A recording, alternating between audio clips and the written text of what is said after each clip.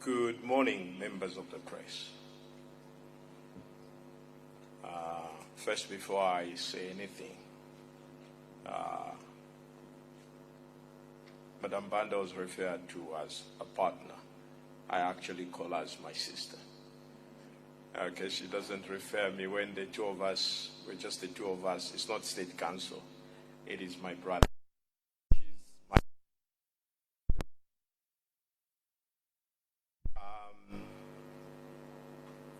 Thank you for joining us.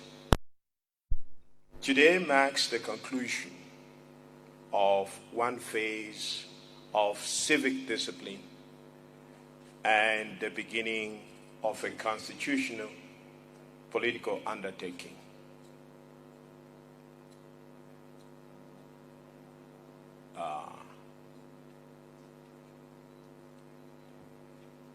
It is a moment made possible by the voluntary participation and trust of Zambians across the Republic.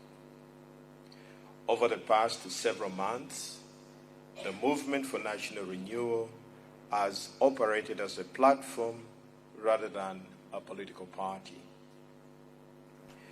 When we issued our founding public statement on 2nd October 2025, we set out a few guiding principles, namely, respect for the Constitution, institutional renewal, fiscal discipline, integrity in public office, and citizen-led policy formation. At the core of these principles, these principles call upon us to confront our national challenges honestly, to embrace discipline and responsibility, to rise above division, to choose leaders of integrity, to defend the rule of law, to manage our economy responsibly, and to ensure that our democracy is funded and owned by the people of Zambia. From the beginning, we made a deliberate commitment. Before taking any political step, we would first measure whether there was genuine national support for these principles. We therefore set ourselves a simple benchmark: 1 million signatures. That number was not an entitlement. It was not a demand. It was not a presumption. It was a test we set for ourselves. Participation was entirely voluntary, and the figures were publicly tracked. At one time, I was told that we had become crack addicts. We were watching the count as the numbers were going up, and it was an exciting period. And on 3rd March 2026, the people of Zambia answered the test. On that day, we reached the milestone of 1 million signatures, meeting and surpassing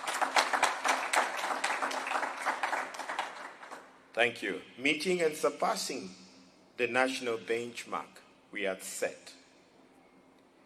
Before proceeding further, I wish to express our sincere gratitude to the citizens of Zambia who appended their signatures in support of this effort.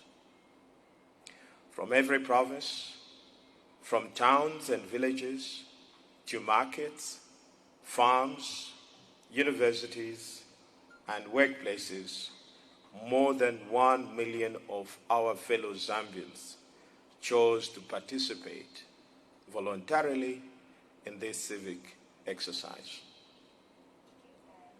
To the Zambians, I say, the movement for national renewal belongs to you. It is your trust, your commitment, and your belief in a better Zambia that has brought us to this moment. And for that, we are deeply grateful. Accordingly, and in keeping with the commitment we made to the nation, the Movement for National Renewal will now take the next constitutional step, which my sisters refer to. Today, we formally begin the transition from a civic platform into a political party. Let me be clear. Let me be clear. This transition is not about replacing one group of politicians with another. It is about restoring discipline, integrity, and institutional strength to public life. Across our country, among farmers, traders, workers, students, and professionals, there is a growing recognition that our politics must return to principle. Our institutions must be strengthened, and public office must once again reflect public trust. Elections are not merely about changing leaders. They are about defining the standards and the systems that will govern us long after the election is over. Zambia deserves a politics grounded in respect for the Constitution, fiscal discipline, strong institutions, and genuine economic opportunity for its people. Many households today are under pressure from rising cost of living, unemployment, energy instability, and public systems that do not always respond as they should. Renewal must speak directly to these realities. But Zambia remains a country, as my sister pointed out, of extraordinary promise, and with discipline, integrity, and participation of its citizens, that promise can be realized in our generation.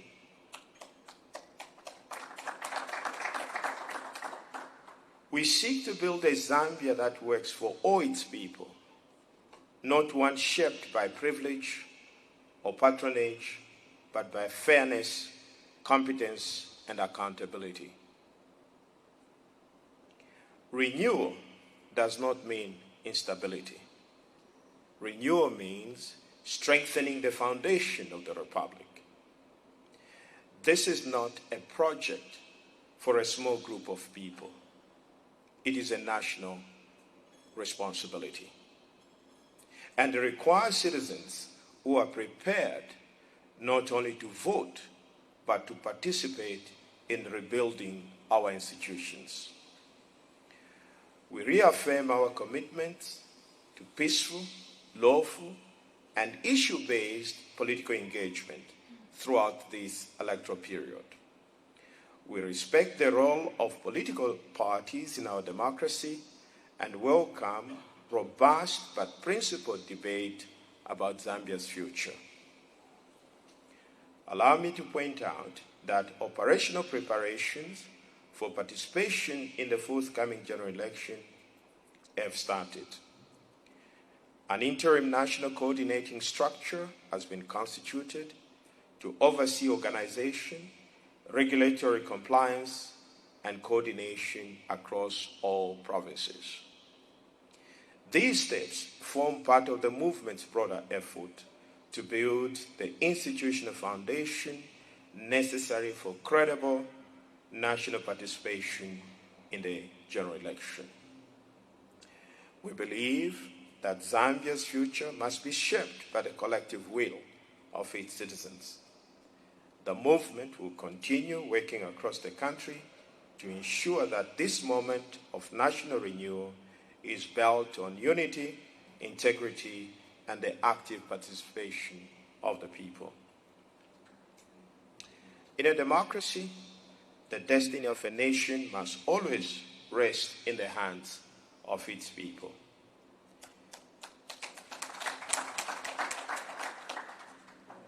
The future of Zambia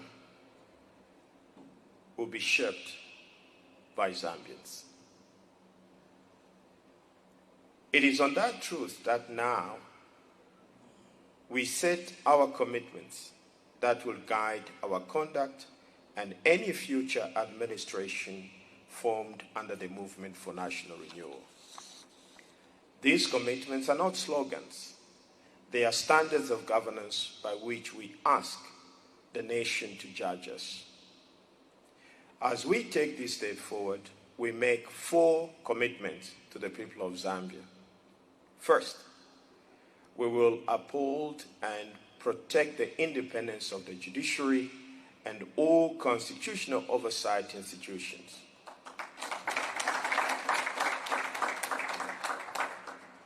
The rule of law must remain the foundation of our republic, and constitutional change or amendments will not be pursued for political convenience.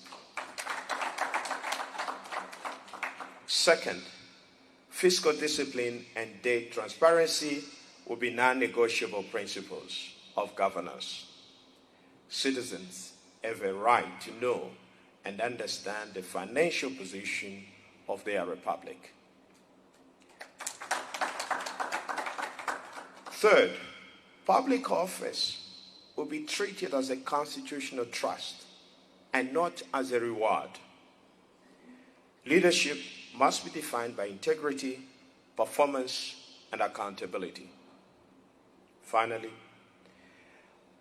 national renewal requires a generational renewal. Capable young leaders must be given space to participate in the governance of our country.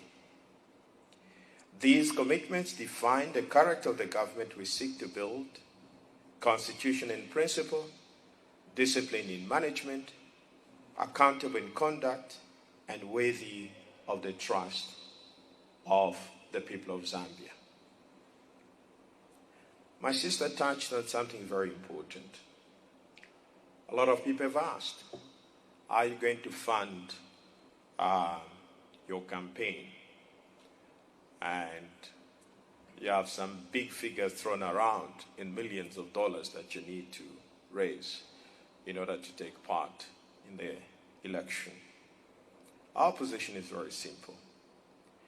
Renewing our democracy is not only about the policies we advance or the institution we strengthen. It is also about the standards we set for ourselves in the conduct of political life. National renewal must begin with the conviction that we can fund our own democracy.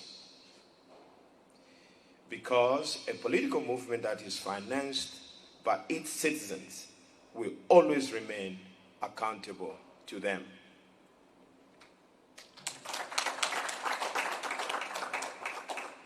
Principles must be matched by practice. One of the most important tests of political integrity is how political activity is financed. The movement for national renewal therefore subscribes to a simple principle: we must fund our own democracy. A democracy paid for by outsiders tends to serve their interest, not ours. A democracy bought by moneylenders and power brokers will never be free. But a democracy funded by its citizens will reflect their values, protect national sovereignty, and ensure the future of the next generation. Our campaign will therefore rely entirely on the voluntary contributions of the people of Zambia. There is no minimum contribution. Every Zambian should feel free to contribute whatever they are able, because even the smallest contribution represents participation in building our democracy. To preserve broad participation and prevent the concentration of financial influence, individual contribution will be limited to a maximum of 20,000 kwacha per person per month. Democracy is not sustained by money alone. Contributions in kind, including mobilizing fellow citizens and supporting the movement's work in communities across the country, are equally valuable and warmly welcomed. Strict compliance mechanisms have been established to ensure transparency, accountability, and proper internal oversight. No single donor will be permitted to exercise disproportionate influence over the movement. Details of the official contribution procedures will be made available on our verified platforms.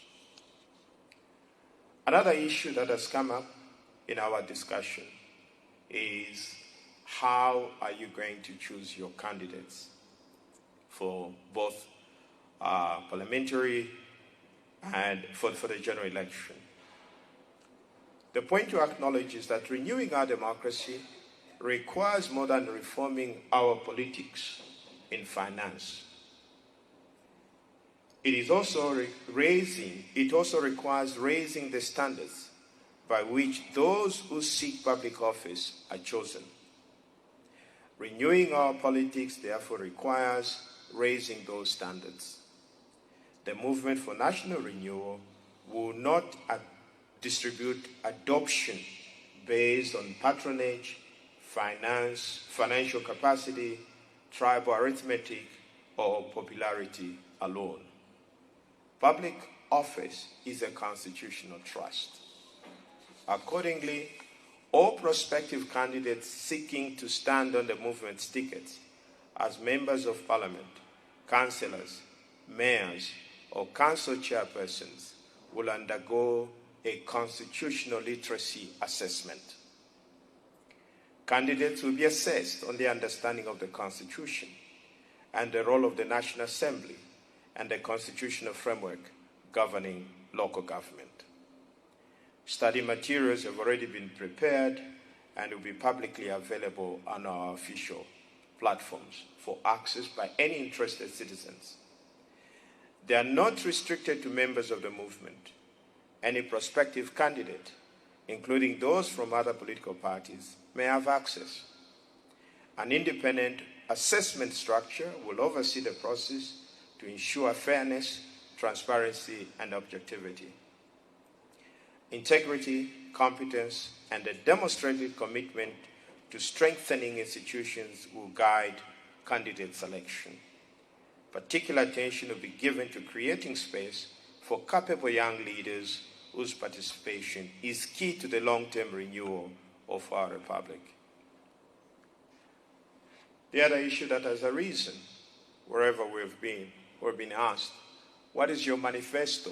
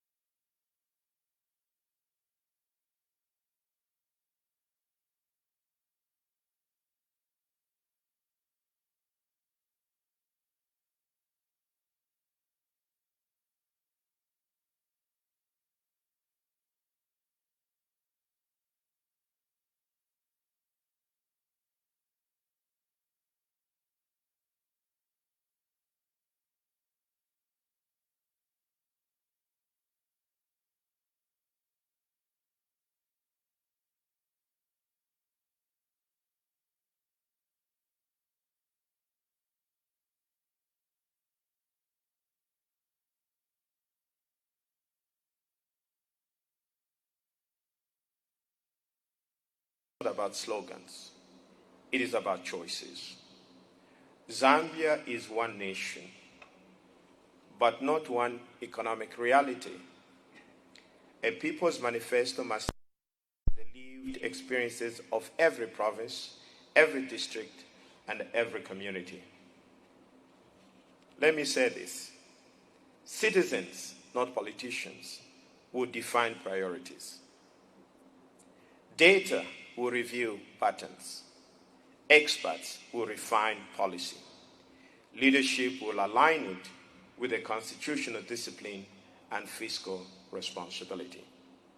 That is how responsible governance is built. Let me conclude by saying, the movement for national renewal was not created for noise or personality. It was created to elevate standards, strengthen institutions, and restore public trust in the governance of our republic. The principles we announced on 2nd October remain our foundation. Since then, the people of Zambia have responded with their signatures and their participation. Today, we have taken the next constitutional step forward. We have defined the principles that will govern our conduct. We have established the rules of ensuring our politics remain citizen-funded and accountable. We have set standards for those who seek to serve in public office. And we have launched a structured national process through which citizens themselves will help shape the policies that will guide our country. This is not a project for a small circle. It is a national responsibility. Zambia belongs to all of us. Its institutions belong to all of us, and its future will be secured only if we build it together.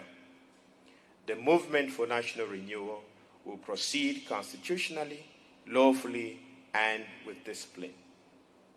Because the future of Zambia must be shaped by the collective will of its citizens.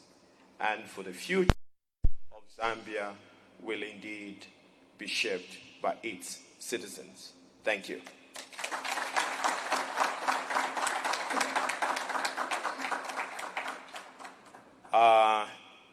My sister and I would take, this being a press conference, my sister and I would take some questions. So we will break up into a press briefing. Ms. Tony Babanda, please join State Council in the front, and we'll have a floating mic. Please, when you do ask your question, be courteous enough to give us your name and the organization that you represent, in that order. Would you have our first question, please? That was good. Thank you. You don't have questions? I'm supposing it was that clear. We have a hand. Yes. Good morning. My name is Austin Stimba from One Love Radio. One thing that resonated from both speeches was the respect for the Constitution. But we've seen governments that have come in, all of them want to come and amend the Constitution. Is that the position of your party? And if not, are you in agreement with everything that is in the Constitution currently? Okay, I guess that's my question. I think the speech is made, I've made it very clear. Amendments to the Constitution will not be made for political convenience. Speaking for myself, I think my track record is there. I don't favor amendments of the Constitution. And I do believe that Zambia's problem has never been about the Constitution. In fact, our problem has been lack of respect for the Constitution. That is what has brought us where we are. And that is why, throughout our speeches, we have emphasized respect for the Constitution, because the Constitution is the foundation of who we are. It is the foundation of everything that we intend to build. When you have a shaky constitutional foundation, when you have a constitution that amend willy-nilly, you create instability. And that is not a platform for any meaningful and sound development. So we are not for reckless amendment of the Constitution. We are not. We are committed to making sure that there is constitutional rule. That is what we stand for. Next question. We have a hand at the back.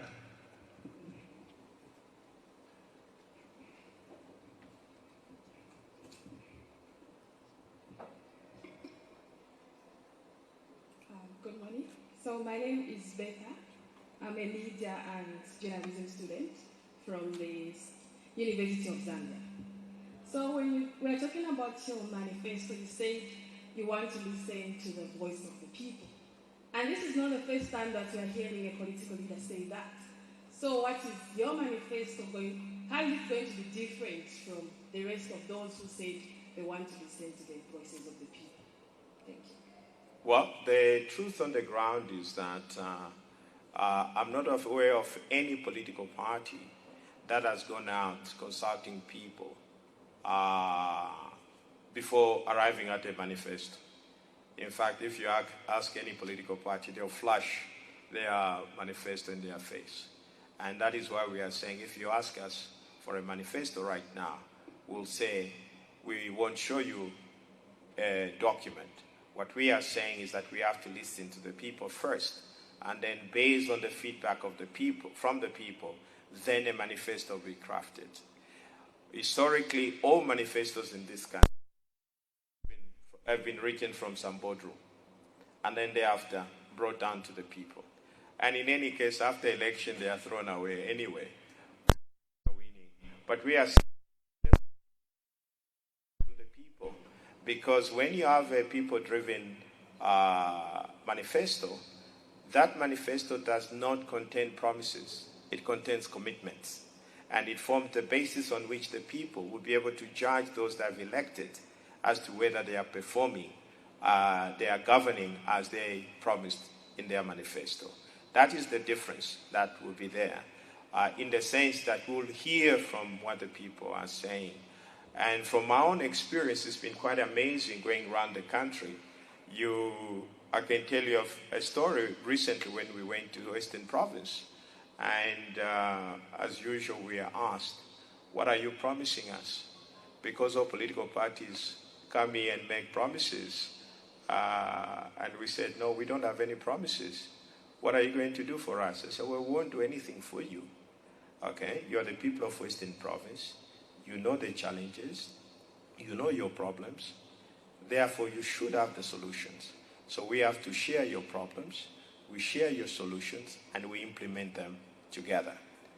That is the basis of a people's manifesto. We explained to them to say, I live in Lusaka. I don't understand the challenges of people of Western Province. In the manifesto, problems in their province.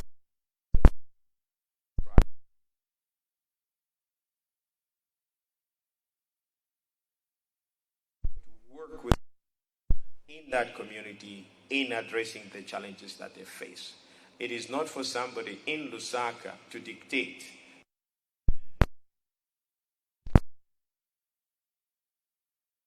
independence, and that partly explains where we are. So we can't go on making manifestos in the same fashion. We can't. Thank you. Sure. Thank you. If I can just add, Bertha, I think you said your name was. This is exactly why the fundamentals of the movement for national renewal are about each and every one of us individually feeling responsible and taking ownership for every legal, social, business contract that is put out in this world. Manifestos, by the way, today you can bring it off the website. Even you can go today and create a manifesto. And the AI that drives that manifesto off the website is not made in Zambia, has no idea what is happening in Zambia. And that's why you see manifestos that say, bisector, agriculture, this, mining, this. You heard the Mongo example. I was in Malambo, in Mfue. And I was talking to people, and we started to talk about what are the issues. I raised the issue of energy. The ladies there said to me,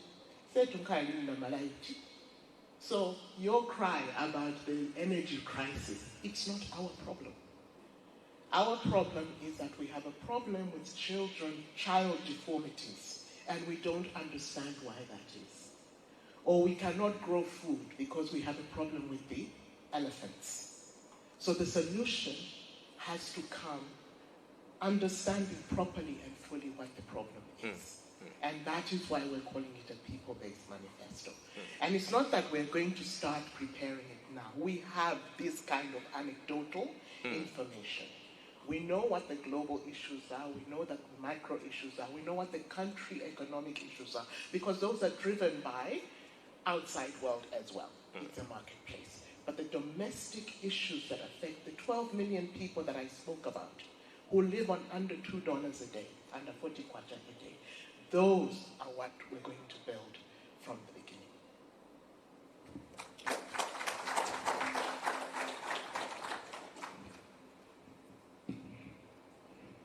It's supposed to be a press conference and the media should be asking questions. I'm here. Thank you. I'm Ivan Sinzela from Kutafem in Osaka. I wanted you to address the issues in the mining sector.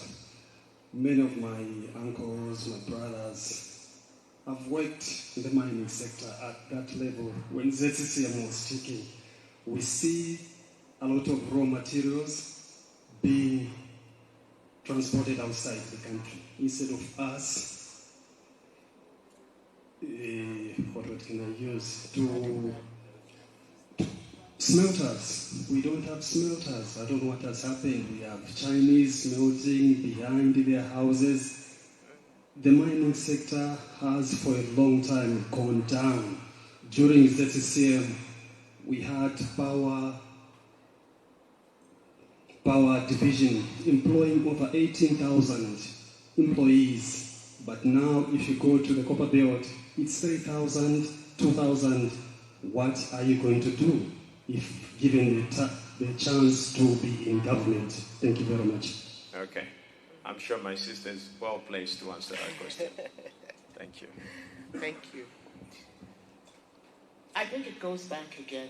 Let's be clear. We're not here to make promises, but what we are here is to identify why we think the country has deteriorated. And this is not an overnight deterioration. This has been happening over time. So people should not think we're standing here because we want to cast aspersions in recent times. Zambia has been deteriorating for many, many decades. And it is time to halt it. What you are raising is a very important point. I always say there is nobody that I know in my circles that either does not know anybody who was born in a mining hospital or went to a mining school or was sent on scholarship to a very brilliant university to come back under the ZCCM regime. What we are struggling with is back to the fundamentals, those 10 points that are raised there, starting with the fact of who is financing our democracy and to whom, therefore, are our executive team accountable. If you are accountable to somebody who has an interest in mining, to a large extent, you are beholden to do what they want you to do. And mining is a hard business. I was at the helm of ZCCM as chair for a little while. You have to be able to negotiate in the best interest of your people. And you can only negotiate in the best interest of your nation and your people when you are sitting at the table as a partner, as an equal partner. I have the resources, you have the capacity, the wherewithal, the equipment, the deep pockets to be able to turn those resources into something that is marketable. Unless we sit at the table with that conviction that the voters who stand behind us at that point in time are our shareholders, we are merely custodians. Government is a custodian of the people. And so until we start to negotiate hard, until we take ownership ownership again and accountability to our shareholders, the people of Zambia, it's inevitable that we will go down the route that we have gone down. And we're not dreaming of something that wasn't there before.